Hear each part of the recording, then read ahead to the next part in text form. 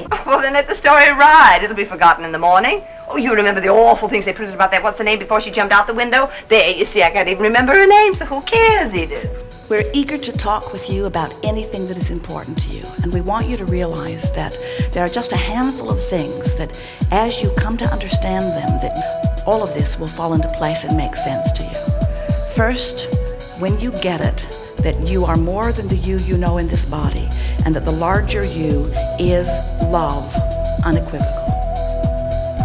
When you understand that this larger part of you is the eternal part that the most powerful point of attraction is happening with, in other words, you are eternally becoming.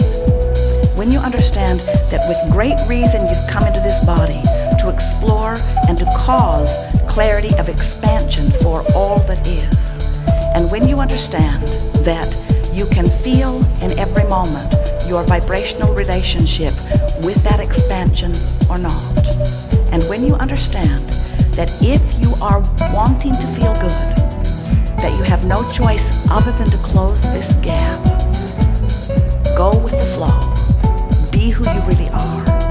When you get that, and then the most important part of all, you decide nothing is more important than that I feel good. Nothing is more important than that I be who I am. Nothing is more important than that I be the vibrational being that life has caused me to become.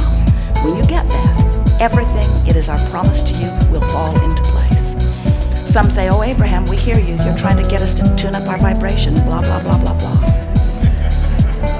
And I'm willing to do it if it will get me to the stuff I want. And we say, everything that you want, no matter what it is, a material object, a state of being, a relationship, a pile of money, everything that you want is because you believe once you get it, you will feel better. And we want you to understand that while that certainly is true, we know you feel better in wellness than illness. We know you feel better in clarity than confusion. We know you feel better in abundance than poverty.